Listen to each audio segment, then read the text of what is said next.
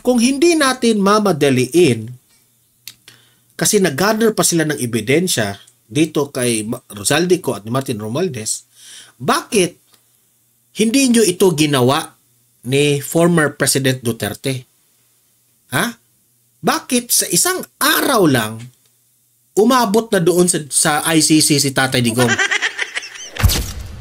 If Singapore cannot make a perfect government, then what hope do we have? Ang sakit naman nun. I mean, ganun talaga. Tingnan mo, ang ganda-ganda na sa mga, yung sa mga European governments in Singapore. Pero, kahit papaano, may konting corruption pa rin doon. Eh, sa atin, parang alam mo yung stage 1 lang yung cancer nila. Sa atin, stage 4 na. You have supporters, but you also realize na napakalaki ng posibilidad na marami ang naiinis sa'yo sa loob ng Kongreso. Well, it's okay if they hate me. The people hate them as well. Heto na nga ang hinihintay ninyo na mangyari. Etong si Ping Lacson ay noong last Saturday kinonsider niya na mag-resign bilang chairman ng Blue Ribbon Committee. Nangyari yan Saturday ha. Ngayon, breaking news. Si Ping Lacson po ay magbibitiw na raw bilang Blue Ribbon Committee. Alamin natin mamaya ano ang dahilan bakit magbibitiw siya.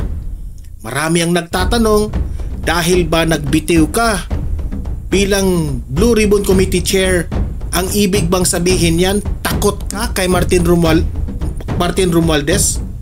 Naghuhugas kamay ka ba, Ping Lacson? Yan ang mga tanong ng mga netizens ngayon. Okay? Mamaya pag-usapan natin yan. Ipapakita ko yung video na yan. Eto, ang pangatlo nating pag-uusapan. Itong si Senator Alan Peter Cayetano.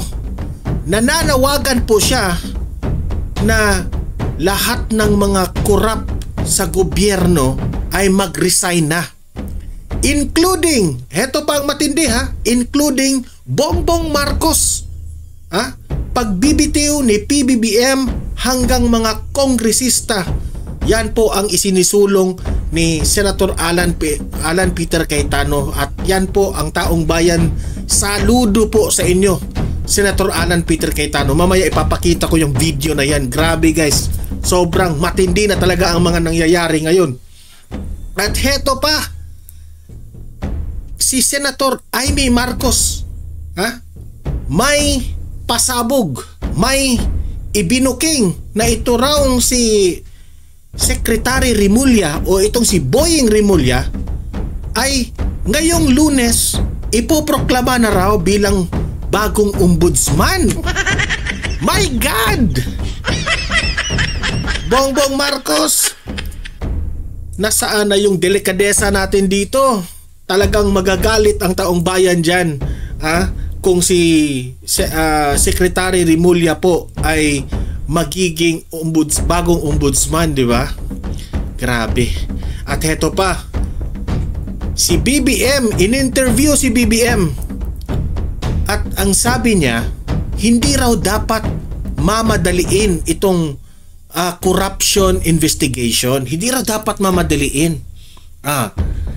Kasi si Martin Romualdez na patungo na kay Martin Romualdez yung issue. Patungo na sa pinsan mo. Kaya hindi pwedeng mamadaliin. Pero yung paghatid ninyo kay Tatay Digong doon sa dahig, isang araw lang nandun na si Tatay Digong. Tanginang yan, Bongbong Marcos, sobra kang sablay kung kaalyado nyo, kung pinsan nyo ang sangkot, hindi mamadaliin. Pero kung kalaban nyo sa politika, walang isang araw, huli ka agad. Si Tory pa ang naghati doon sa eroplano, di ba? Tory, nasaan ka na ngayon? Natore-re ka na ngayon.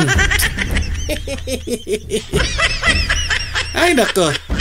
Mamaya ipapakita ko yung video na yan na sobrang sablay ang interview ni Bongbong Marcos. At heto pa, grabe po itong sinabi itong si Jessica Soho na real talk dito kay Congressman Barzaga. At na-shock po si Jessica Soho. Gumanon si Jessica Soho, no? Na-shock po siya sa sinabi ni Congressman Kiko Barzaga. Ano ba ang sinabi ni Congressman Barzaga? Mamaya abangan nyo yan, okay? At last but not the least, itong si Boy Abunda, in-interview itong si Kiko Barzaga, Congressman Kiko Barzaga, ang inyong idol. At talagang na-real talk itong si Boy Abunda at siya po'y hangang-hanga dito sa batang congressman na ito, okay? So, yun po ang mga pag-uusapan natin. Very interesting yung topic natin. Maiinit pa, no? Kung sa supas pa na, no? Kung sa bread pa yan, mainit na mainit, ang sarap kainin. Okay. Pero guys, bago ang lahat, bago natin yan pag-uusapan, help me po muna na i-like at saka i-share itong video na ito para guys kakalat ito sa taong bayan. Okay? Sabay-sabay muna tayong mag-like and share sa Donmar TV. Itong video na ito, like and share. 1, 2, 3, go! Okay, naka-like and share na ba lahat? And also guys, sa mga bago pa lang dito sa aking channel, mag-subscribe na po kayo para lagi kayong updated sa ating mga balita. And at the same time, yung mga cellphone ninyo, ma-notify yan kung meron tayong breaking news, bagong uploads, o kung nagla-live ang ating channel. Ma-notify kayo lahat dyan. Kaya mahalaga po na mag-subscribe tayo sa Donmar TV. 1, 2, 3, go! Ayan, nakasubscribe na ba lahat? Bakit ko ba sinabi na ito na yung hinihintay ninyo? Kasi, noong last Saturday, ito ang balita. Pumutok itong balita na ito eh. Hindi ko lang pinansin itong balita na ito. Itong si Senator Ping Lacson last Saturday, nagparinig po siya. Ano bang pinaparinggan niya? Sabi niya binalita ito ng Daily Tribune just in, Senator Ping Lacson said Sunday na kasi ito ni binalita, pero una nitong nag-share is si Attorney Rowena Guanzon. He is considering stepping down. Pero Saturday, alam ko na ito eh. Nagparinig na si Ping Lacson dito sa Saturday na he is considering stepping down as chair of the Senate Blue Ribbon Committee amid growing dissatisfaction from fellow senators over his leadership. Kasi nafi-feel na ni Senator Lacson na hindi na po nagugustuhan ng mga kapwa niya senador ang kanyang mga desisyon dyan sa Blue Ribbon. At hindi lang naman siya eh, pati rin itong si Itbulaga si Tito Soto. Maraming nagsasabi, ano ka na lang Tito Soto, mag noontime show ka na lang, Itbulaga.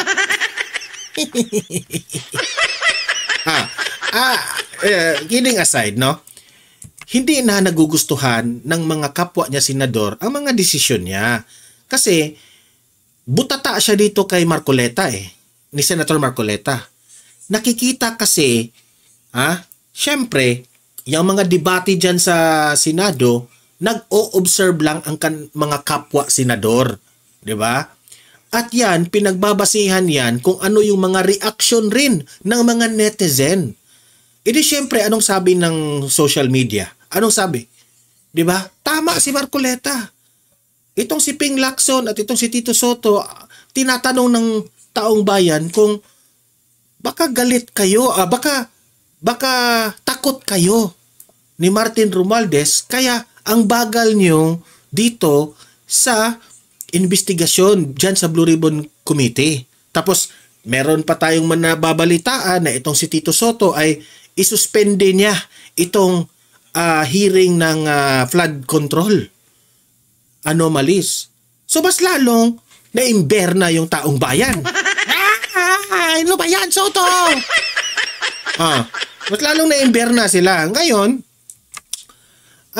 Sabi pa dito, kung mas marami sa kanila hindi na masaya sa aking paghahandle sa Blue Ribbon, hindi talaga sila masaya.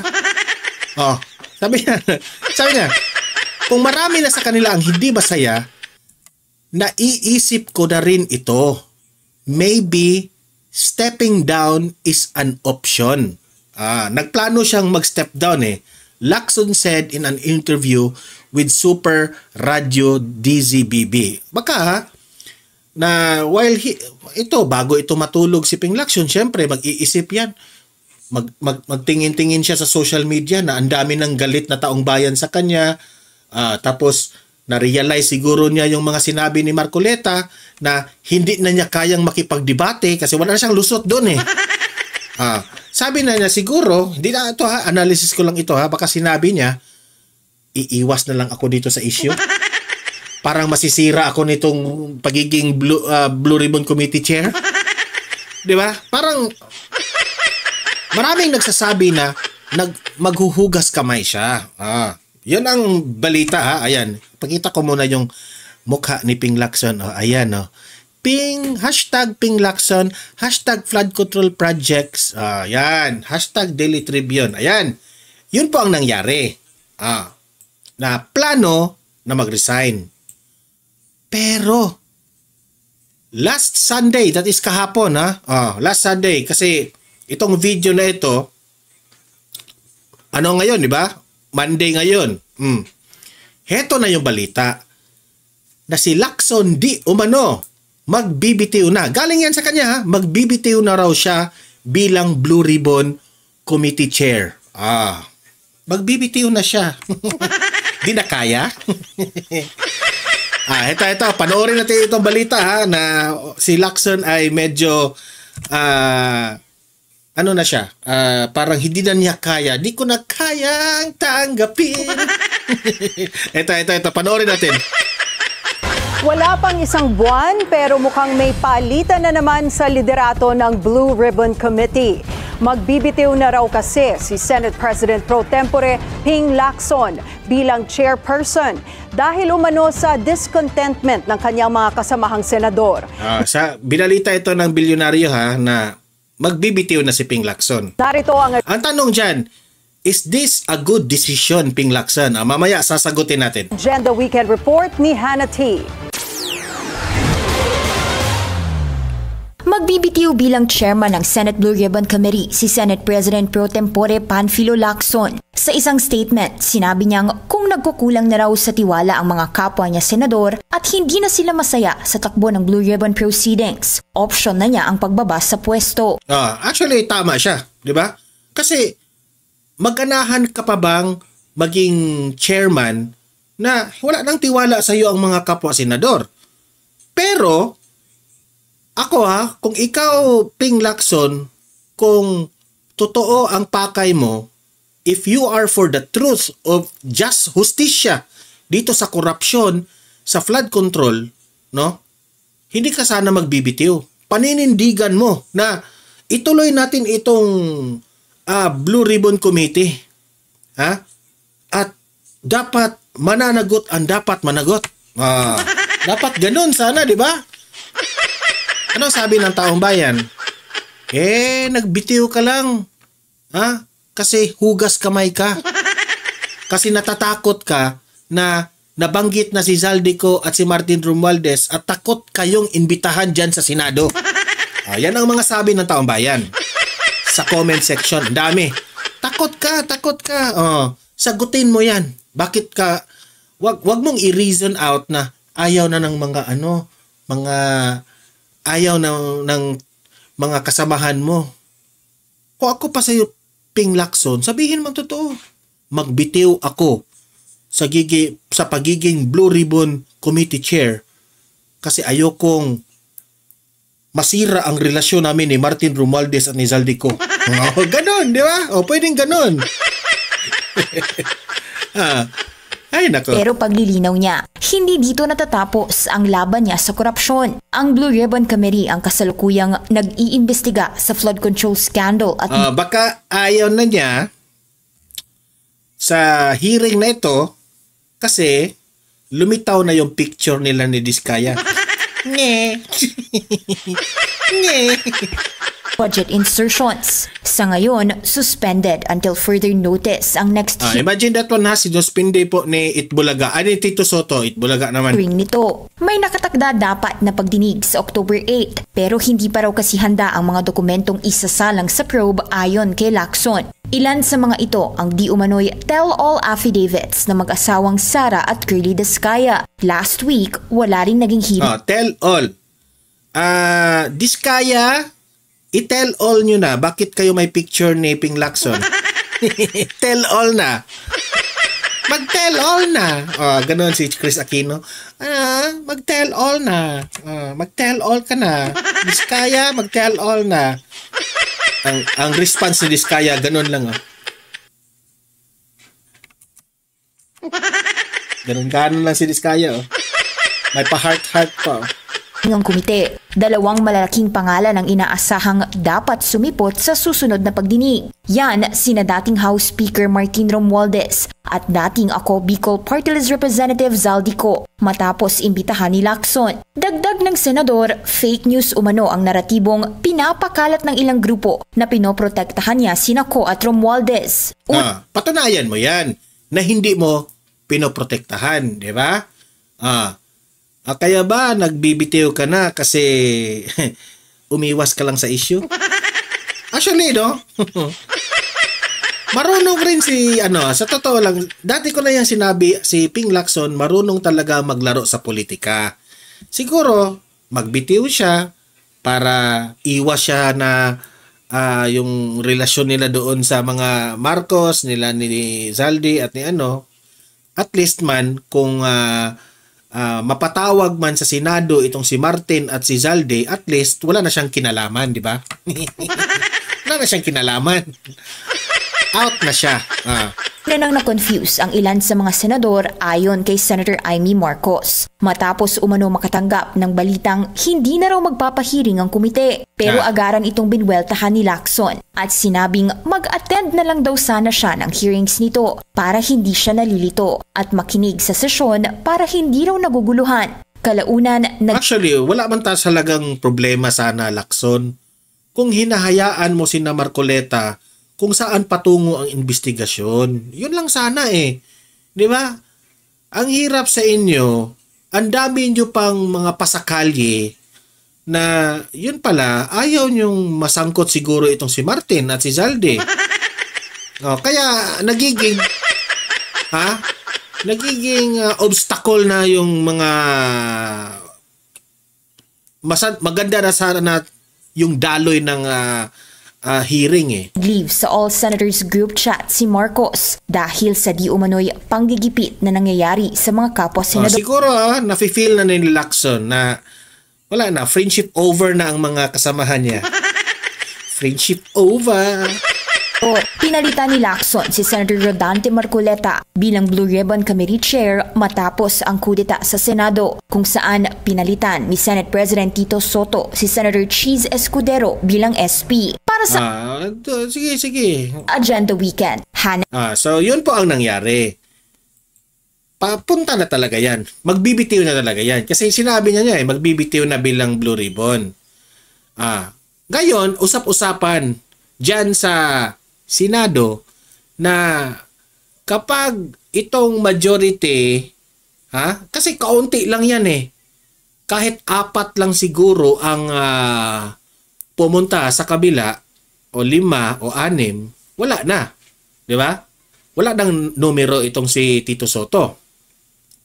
Ngayon, usap-usapan dyan na posibleng maging Senate President ay si Senator Alan Peter Cayetano. Ayan, palakpakan. Tama naman Kung si Senator Alan Peter Cayetano po ang papalit dito kay Tito Soto, unang-una, mas magaling. Mas may utak. Abogado, lawyer, alam yung batas. Hindi kagaya ni Tito Soto na ang alam lang ay Itbulaga. Ang tagal, totoo, no? Ang tagal-tagal mo na nandyan sa sa Senado, hindi pa rin kayo marunong bumase sa batas. At yan po ay naging klaro nung dumating si Senator Marcoleta. Alam naman namin, ang tagal-tagal mo nang naging senador, Tito Soto, pero sa simple na pag-follow ng batas natin, sinisita pa kayo ni Marcoleta? Yan ang nakakahiya eh. Kaya sabi ko nga, mag noontime show na ka na lang. Sabi mo pa nga, mas marami pang natutulungan ang noontime show. Di ba insulto yan sa mga senador? Nasasabihin mong mas marami pang natutulungan ang noontime show? Ang institusyon sa Senado, sasabihin mong mas marami pang natutulungan ang noontime show? Di ba? Sampal yan sa mga kasamahan mo dyan. Di ba? Noontime show? My God! Doon ka na lang sa Itbulaga. Bakit ka nagsenador na mas marami pa palang matutulungan doon na na mga tao? Volume. Diba? So, nakakahiya. Dapat ka nang palitan ni Alan Peter Cayetano kasi bahis mautak sa'yo. Yan ang simple na na argumento, Tito Soto. Nafe-feel na siguro niya, napahiya na siya ba? Akala niya siguro kasi nung panahon na Senate President siya nung time ni Duterte, 'di ba? Walang sumisita sa kanya kasi wala pa si Marcoleta at that time eh. Sunod-sunuran lang sa kanya kung ano ang ginagawa nila dati. Pero ngayon na sa Marcoleta na-differentiate na ng taong bayan ang utak mo at ang utak ng mga abogado dyan sa Senado. Yun ang katotohanan. Heto. Nananawagan na po si Alan Peter Cayetano na itong si Bongbong Marcos magbitiw na at yung mga hanggang sa mga kongresista patungkol kasi failure po ang liderato ni Bongbong Marcos.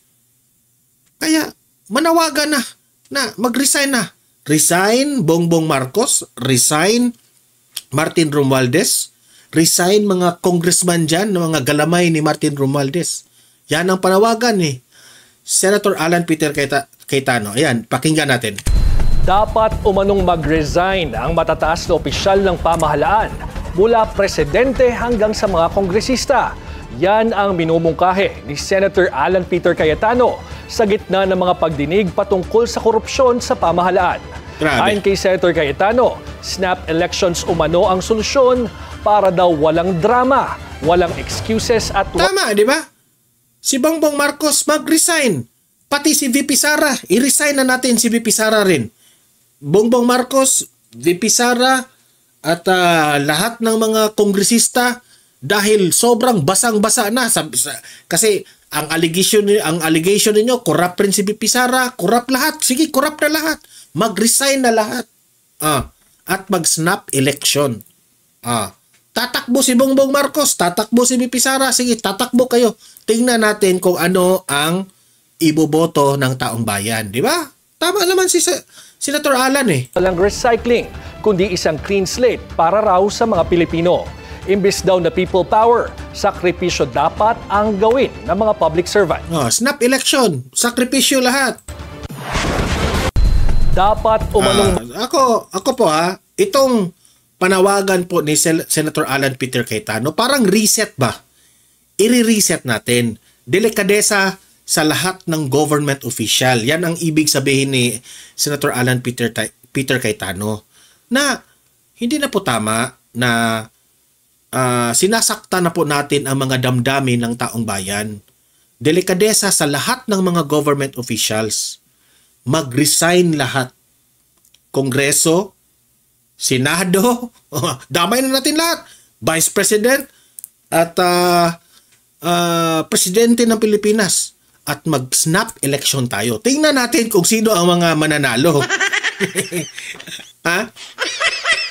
I'm not so sure I'm not so sure if yan ba ang ibig sabihin ni Senator Alan Peter Cayetano. Kasi kung ganun ang kanyang ibig sabihin, ay okay lang sa akin. Di ba? At least, alam ko na kapag mag-snap election, alam kong matatalo yan si Martin Romualdez at si Bongbong Marcos. Diba? At least, sige po, ayan, mag-comment kayo dyan anong masasabi nyo tungkol sa sinabi ni Senator Alan. Okay? Eto ngayon, eto yung ibinulgar ni Senator Amy Marcos.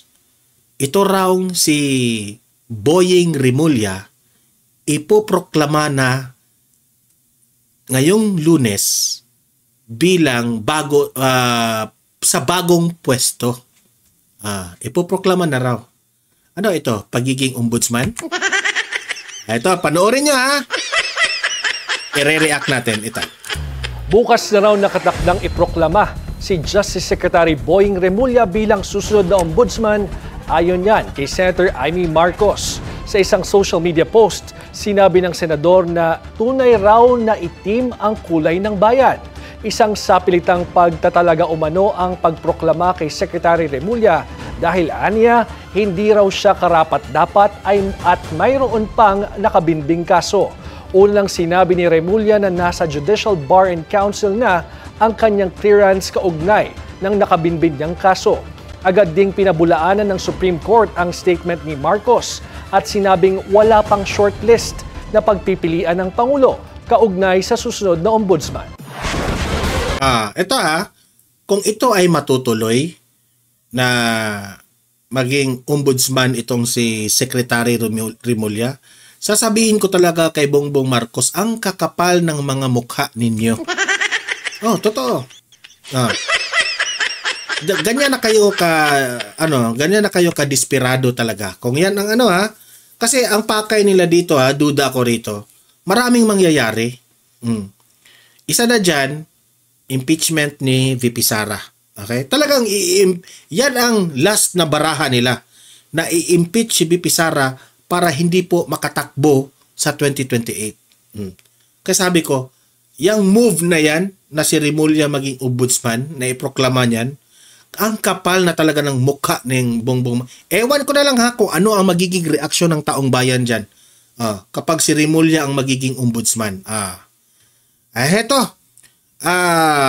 Si Bongbong Marcos in interview, hindi raw dapat mamadaliin itong investigasyon ng flood control. Kaya pala sobrang hina ng takbo ng investigasyon kasi ayaw ng minamadali raw. Ito yung rason niya. Play. No, many of these people are not innocent. Okay. But if you're going to bring them to court, you must have a very strong case. Look, anong mangyayari? Minadali natin. Hindi kompletong ebidensya natin. Malabo yung ebidensya natin. Pero pinilit natin. Natalo yung kaso. Can you imagine? I know. I think that will be much, much, much worse. We have... tinanong siya na bakit ang bagal-bagal nitong investigasyon ng flood control? 'Di ba? Kasi sa Senado, nabanggit na ang kanyang pinsan na si Martin Romualdez. Pero bakit ang bagal? Bakit hindi pa na-question na talagang si Martin Romualdez yung nagsalita? 'Di ba? Si Zaldico rin. Tapos sasabihin niya, walang hiya itong presidente talaga. Sasabihin niya, hindi ito dapat mamadaliin kasi nag-gather pa raw ng mga evidence. Yan ang sabi niya.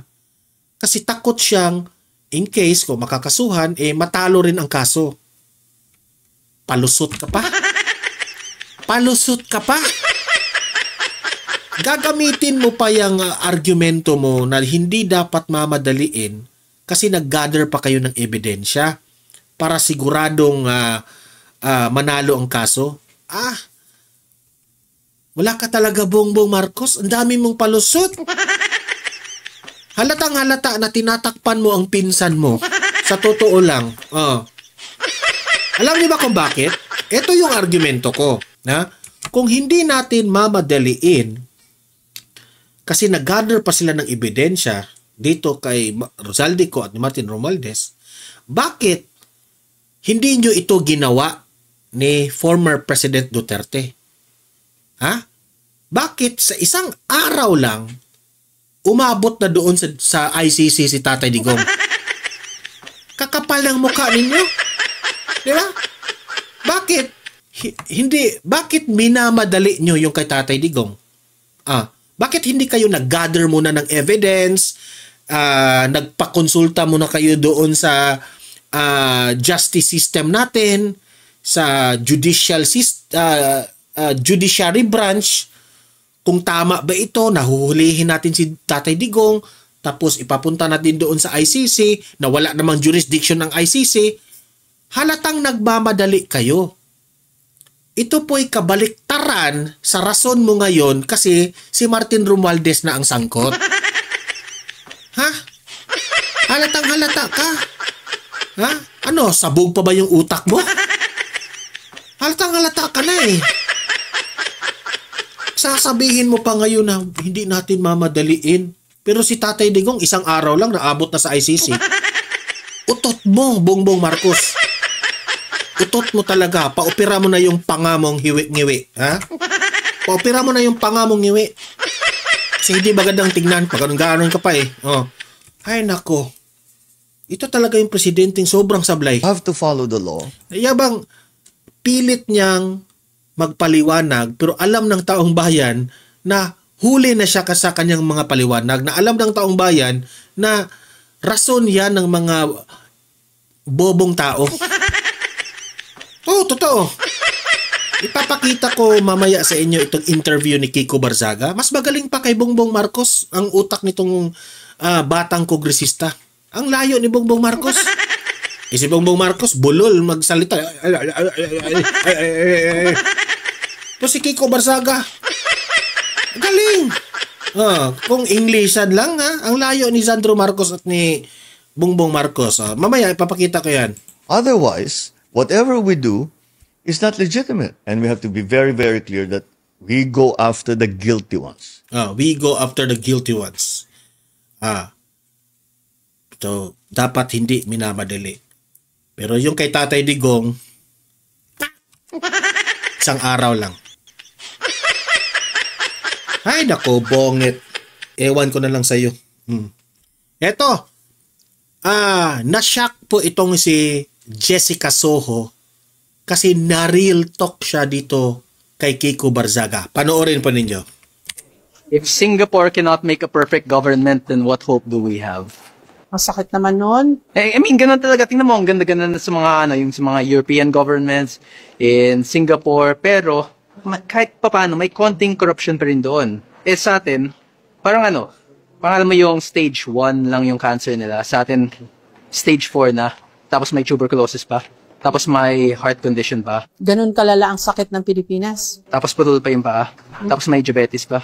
Tapos kailangan pa magpa-dialysis. Napakamalas naman natin. Basta ganun ang sitwasyon natin, but we can, pag ganun yung pasyente, wala nang pag-asa yun. Pero our government has a chance. Yun yung... So anong ginagawa ng mga congressman na bata, na Gen Z, na katulad mo sa gobyernong ganito? Wala, chill lang. Lahat ng mga, yung mga iba, takot sila madamay sa issue. May mga kausap akong mga similar age sa akin, pero lahat sila sinasabi na, baka madamay kami, baka maubusan yung budget namin sa distrito, baka makapakulong, mamatay kami. And that's a system. Ayan binulgar niya ha. Yung iba dyan sa kongreso, na mga kongresista dyan, congressman, congresswoman, tatahimik na lang. Kahit alam nilang mali.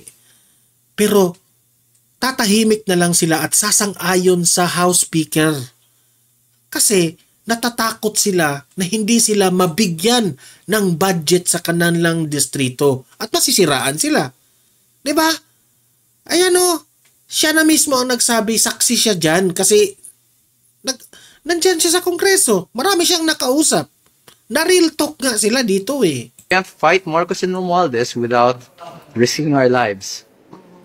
Wala ka man lang bang matalinhagang sasabihin sa mga nangangarap na sana bumuti naman ang ating lipunan? Kiko Barzaga for speaker. Subukan niyo. Gusto niya talagang maging House Speaker kasi alam ko naman ang vision ng mga ganitong age na mga kabataan. Grabe ang yan will. Political will. Kaya ako naintindihan itong batang to eh. Yeah? Kailangan, I promise. Kahit isang buwan lang. Wag naman mga 1 month. Kailangan ko pang himam. Di ba?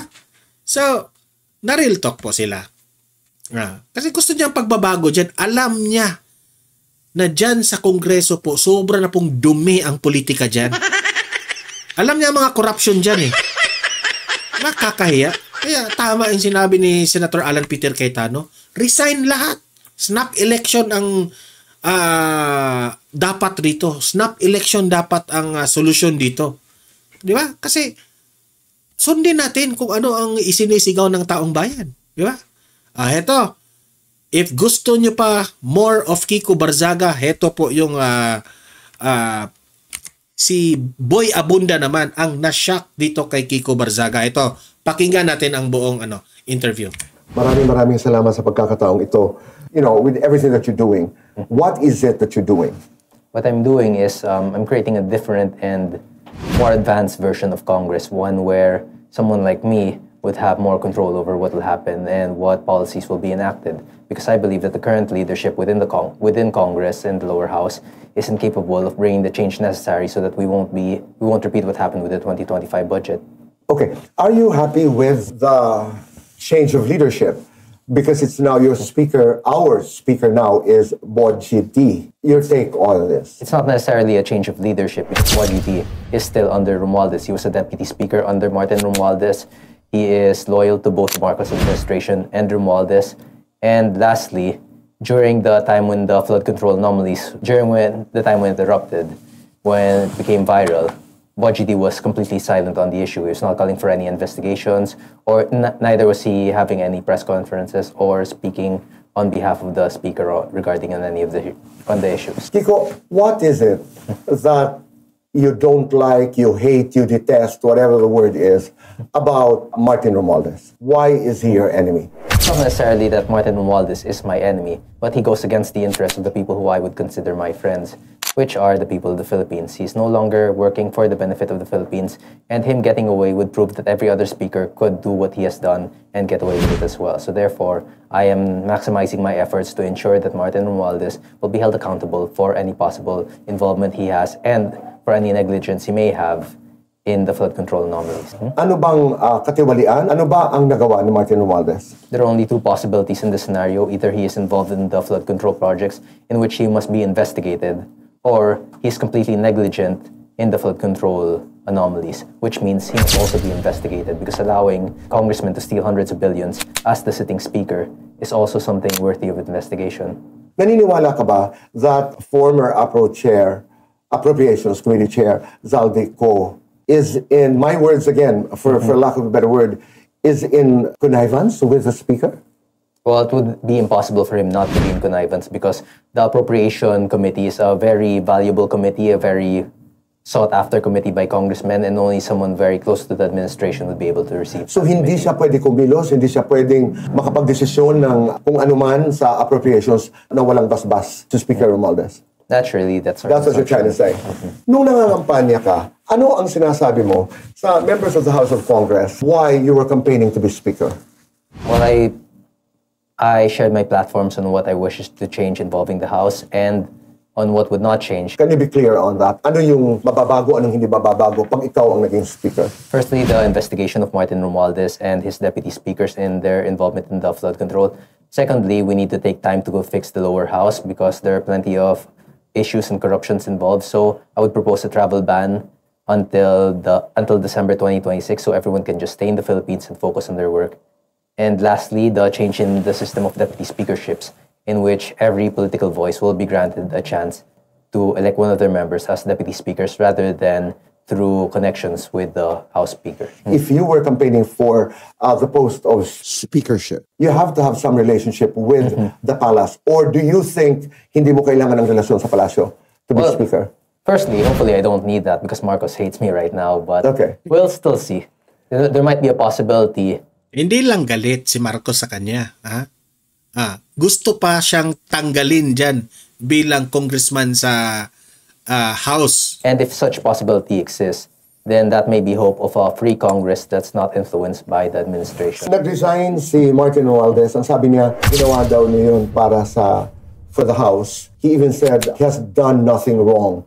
These are loose quotes.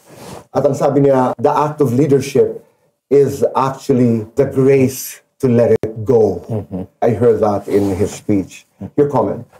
Well, Wala naman daw siyang kasalanan. yes, from what you could assume from Martin Romualdez's actions, he does not seem to be the type to let go of power unless absolutely necessary. He will be the type to cling onto his position until the very end. And that was the very end for him. Is he still powerful now? Well, we will see. They can How never big an sever. involvement does he have in the flood control mess na kinakarap natin? Well, the speaker controls everything in the House, so by that nature, we could assume that he controlled everything during that time. No budget could pass through without the speaker's approval. He has full control, especially with the supermajority that voted for him, which I was a part of before. He had full control over practically all committees. Nakinabang ka ba bilang member ng mayorya? As a young congressman, nabigyan ka ba ng mga proyekto para sa iyong distrito? Yes, pero mga 1 month, 2 months pa lang ako naging congressman noon before I left NUP. Kaya wala naman masyado. Like, konti lang, and then wala na. Ever since when I went against Romualdez, all of the accounts were gone. Hindi kayo nagkakasalubong ni Martin? Grabe. I never seen him in the House, actually. Ah, okay. Kahit even during the time when he was speaker, he's very rarely seen in the House. Which means that he was not reporting to the House? Well, I think he has different tasks at hand because he has deputy speakers who could fill his role for him. Maybe he had meetings to attend to or other plans. How much are you worth? Before, I was worth a few millions. Like bago na, because I had my work as counselor and everything. And then, nung namatay si Kong PD, ang dami niyang Your dad? iba-ibang, yes, Okay. dami niyang iba-ibang properties because he was a lawyer for decades, politician for multiple decades. So, ngayon, di namin alam actually because there are certain properties or assets that he has that cannot be divided between me, my siblings, and my mother. So, Okay. medyo, ngayon, hindi pa masyadong naaasikaso yun. Ibang-iba ka raw sa tatay mo. Yes. How different are you from your father? Well, I've never seen Kong PD in Congress, so I would not be able to talk on his behalf about how he was during his time. But for me, I'm not just different from Kong PD, but I'm also different from every other congressman. I remember watching your interview with Jessica Soho at sabi mo, oo, nepo baby ako. Are you living on money na ninakaw? Yeah, I didn't steal anything, so I'm not necessarily living off stolen funds. Kasi I was wondering nung sinabi mo na nepo baby ako. Ano yung ibig sabihin nun? Someone who is part of a political dynasty. Ah, okay. Hindi, not necessarily may private planes, Well, wala pa naman. First-termer congressman. lavish yung lifestyle. Hindi yun ang ibig sabihin mo. Siguro pag medyo tumagal ako sa kongreso, baka yun na yung ibig sabihin kapag may private plane na ako. But right now, we just have to settle with whatever little we have. In the same Grabe ang prangka niya. interview, nung tinanong ka, kung may pangako ka, kung maipapangako mo sa bayan na hindi ka magiging corrupt. Hindi ibig sabihin niya na nepo baby na gumagasta siya ng pera ng ninakaw ng kanyang tatay o nanay niya. Ang ibig niya sabihin is nepo baby, mayaman na ang nanay at tatay niya. Kasi yung tatay niya, siyempre, abogado, lawyer, siyempre, kumikita rin yun. Kagaya ng mga artista, nepo babies ng mga artistas, meaning, swerte sila na yung parents nila meron na talagang pera. Okay? And they are spending money of their parents kasi nga, blessed sila. Yan ang ibig niya sabihin. Your answer was very interesting. Everyone would say the same thing. They would all Yes. say that they will never become corrupt. Well, as for me, you'll just have to wait and see. Which means, That despite how I portray myself in the media and during interviews, one should not completely trust me because I am still a politician. You should not trust that I will never be corrupt just because I said it. You should always just wait and see any further evidence or further details before you decide on a politician's nature. you know, I truly understand that. Maniwala ka. I truly understand that. That's very honest. But as we speak today, are you trustworthy? We don't Right. have to wait for the future. I mean, just now. Can we trust you because you're a public servant? Right now, I'd like you to trust me. Why did you post having so much cash? What was that? Hindi ko alam kung ano yun. Was that before you became congressman? Yeah, before I became congressman. Si Kong PD, minsan pag may mga achievements ako or may successful akong ginagawa, binibigyan niya ako ng money or bonus for Christmas. So pinapost ko. Okay, pero ang dami nun. That must be in the millions. The biggest I've held was 2 million. Okay. And you post to the 2 million? Okay. Well, during that time, it was my first time seeing that much money. So, syempre, pupost ko yun. Are you attracted by opulence, by all this money? Nakita namin yung mesa na punong-puno ng pera. Well, actually, ngayon, sahod namin sa Kongreso. And just the benefits alone, you don't have to work for everything. All the food there is free. Your staff are also allocated to you. Your secretaries, everything, even the legal team. So if I had that much money, what would I spend it on? That's just more problems. Because whether I'm earning like 1 million a month or 10 million a month, over earning like 200 million a month, there's no difference because at that point, I'd be earning so much that I can't spend it on anything. I'll just be buying random things, which what I believe the other congressmen are doing. Ibig sabihin, bakit ako magkukurap pa? Bakit pa ako magnakaw ng pera ng taong bayan na saan ko yan gagamitin? That's greed already. Di ba? Di naman siya bibili ng eroplano. Di naman siya bibili ng jet o resort. So, ibig niya sabihin, yung sweldo namin dyan sa Kongreso, enough na yan para sa akin. Masarap yung pagkain doon. Now, when they're buying like trips to Europe or buying private jets or sports cars, yes, at some point, you make so much money that you start just scamming yourself and buying useless things. And I don't really want to get scammed. And this is who you are. Hindi ikaw ito, Kiko. Well, not yet. Hindi ka pa alam. We don't know because once you... Ibig niya sabihin yung mga material things na so expensive, para kang ina-scam dun eh. Di ba? Like example, may bago na namang iPhone 17 na sobrang mahal. O, i-scam ka na naman ng mga phone na ito, di ba? Why do you have to be on the trend? Yan ang ibig niya sabihin. Start telling yourself that you can never be evil. That's the most dangerous situation to place yourself in because everything you do from that point on, you would believe to be good, even when it's evil. So every time, you always have to ask yourself whether or not you're still doing the right thing, whether or not you're still a good person. So if you're always saying that I am a good person, and then you start allowing small evils while still believing that you are good, that's when you start actually becoming bad. Speaker Romualdez did not become like that overnight. At some point, he was probably a very genuine person that wanted the best for his country, and then eventually he started to justify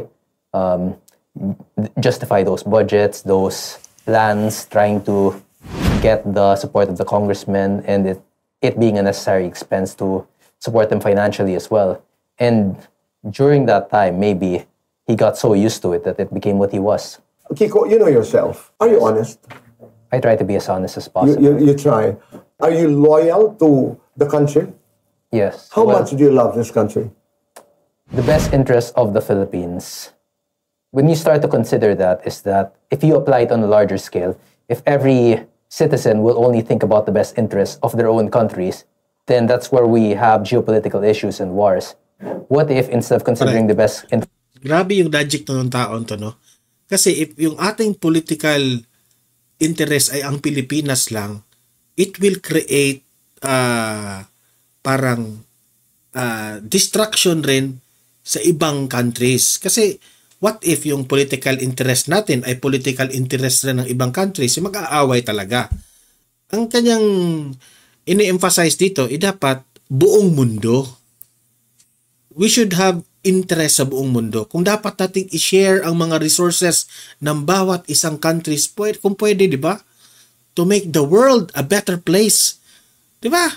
Interest of only our country, we consider what the best interest of the world is. And that's what I'd like to consider. I want to do what's best for the Philippines, but on a grander scale, I want to do what is best for the world as a whole. Kung buhay ang daddy mo, you think he would be proud? Ano yun ha? Malaki yung ano niya.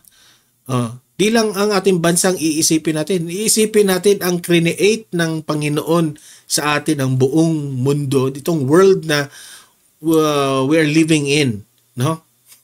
Kasi that will it will create talaga tension from other countries rin na kaya nga may giyera sa bawat bansa eh. He'd be scared probably. He'd be scared because he is always the type to always bet on the wrong president or always bet on the wrong administration. He endorsed Chidoro, he endorsed Rojas, he endorsed Robredo. He does not want to make the wrong decisions afterwards. So after his president loses, he tries... Grabe, no? Pati yung tatay niya, talagang ibang-iba sila. Tatay niya, inendorso raw yung mga natatalong mga like nila Robredo, nila kasi Dilawan, ganun. Pero siya, walang politikaan sa kanya. Ang sa kanya, kung sino yung talagang sa tingin niya ay has the capacity na tulungan ang bansa, may malasakit, tunay na tumutulong, doon siya. To do his best to get closer to the administration. But I went to the exact opposite direction where I endorsed the winning president, but instead I chose to go against the administration after my president. Yan ay si Bongbong Marcos. Sumuporta pala siya kay Bongbong Marcos, pero ngayon against na siya kasi hindi man maganda ang ginawa ni Bongbong. You have supporters, but you also realize na napakalaki ng posibilidad na marami ang naiinis sa'yo sa loob ng Kongreso. Well, it's okay if they hate me. The people hate them as well. Okay. What bothers you? I mean, nothing seems to bother you. The way I see it is there are 300 people, or maybe less, around 200, 250 people there in Congress that hate me. But there are millions, maybe over 100 million of people that hate the people in Congress. So who has a larger number? Because people only consider the representatives as the numbers there. But in reality, the number always belongs to the Filipino people. Correct. Aren't you betraying your family? How am I betraying my family? Because you're going against the principles, if there are principles of political dynasties. Well, yes, but betraying my family for the greater good is also worth it. And you will fight for that. And that's probably why a lot of people don't understand. Kasi nga, you keep on saying political dynasty. Produkto ka ng isang political dynasty. Why do you say so? Are you proud of that? Or are you just being realistic? Well, it's not something I have any feelings about. It's something that exists and it's there and I have to acknowledge it. Now, the reason I'm part of a political dynasty is because my family is in politics. My parents were in politics before me.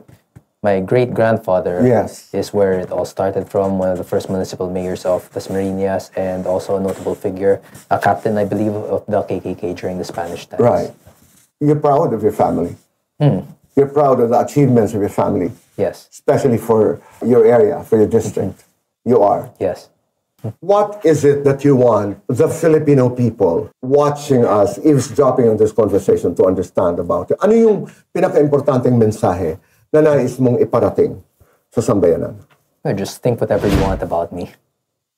That's fine because I would act accordingly in reaction to what the general public assumption of me would be. Pero ayaw mo bang isipin namin that you're capable of affecting change? Well, if that you're someone we can trust, that you're someone who is different from the rest? In a good way. If you start to believe that, then what stops the next congressman or the next upcoming politician to promise the same thing and possibly gain a higher position than end up betraying the people? Pero kailangan may paniwalaan kami. Yes, I don't want the general public to be gullible. I want them to know that if they cannot see change within the world, they themselves must be the change that they wish to see. And that's the exact method that I'm doing right now. I cannot change the house alone, but I will change as much as I can alone. Where is this going to end? I mean, not you, but itong lahat, itong investigation, budget hearing in Congress, the independent commission, where do you see this going? There's no end to this. Human nature always has room for conflict. And in that conflict, these types of battles emerge. There are no ends to these. I'm merely another result of the system. A system that's corrupt will also produce people who seek justice for themselves and for the greater community as a whole. Itong ingay na itong your presence right now, you are in the consciousness of the multitude. All this visibility, all this bagong buhay mo ngayon, Kiko. I mean, people are interested. People like you, people don't like you, but you're present in people's minds, which I think is good. Saan mo gusto dalhin ito?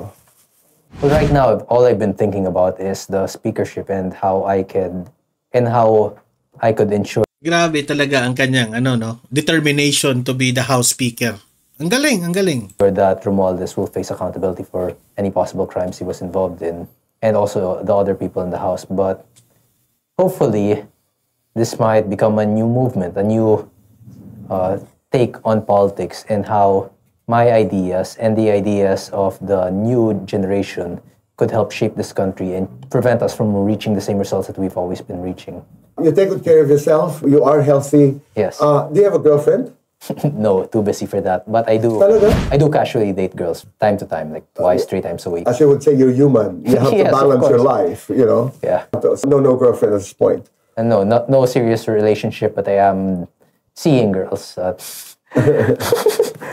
I'm having my You finally fun. smiled. Yes. Yeah, I'm having my fun. That's good. Hindi yung mga sa mga pictures ha. Those are complete professionals. That's part of their job I saw to do that, it. Mga yes. kasi parang mga influencers din sila. Tapos yun yung mga naging mga picture photo ops nila.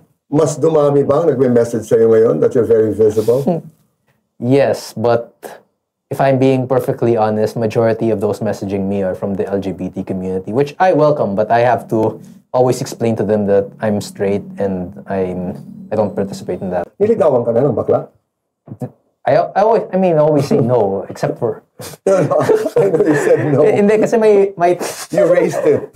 may time dati na naipag-date ako, tapos hindi ko pala alam na transgender. But that's... okay. Oh, that's they're very interesting women. Yeah. yes, but like that's a funny memory now. Transgender woman. Hindi So ko ano pa- nangyari sa date? Hindi, nalaman ko lang after. Pero, After may nangyari? hindi, wala mang nangyari sa okay. amin. But like, it's a casual date. Tapos malalaman ko from her friend na, transgender. It's a very funny story, but not really one I'd like to say in front of everyone. I really understand. Okay, since you raised that, what is your stand on the LGBT community, the same-sex marriage, etc.? There are multiple layers to this. Firstly, it starts with acceptance, but to what point would that acceptance be? And how could that relate to legislation? So I believe that it's not in my right to say whether or not a homosexual, may be married, but it's something that someone who is more well-versed in the topic Okay, should let's decide. bring it to civil rights. Palagay mo, at least may bibigay ang civil rights sa bayang ito.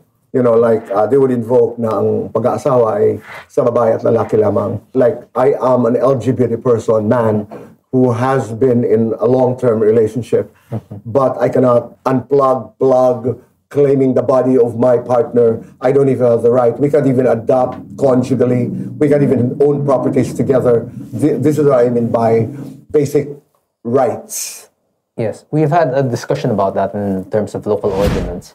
And ultimately, my final decision on it has been that it is something that must start with the national. So once Congress has made a decision, or at least the majority of Congress, or the ones involved in that committee, has made a decision, then that's when we can start considering what possible legislations could be Yeah. made. But from a personal perspective, yes, I do believe that you have the right to care for your significant other.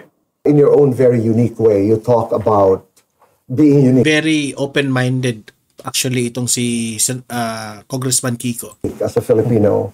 You're very realistic in a way that people misunderstand for just being different. But I know you have a story. Yes. I know in your heart that I respect your story. Thank you. I do. Maraming salamat. Thank you. Ayan po yung nila ha.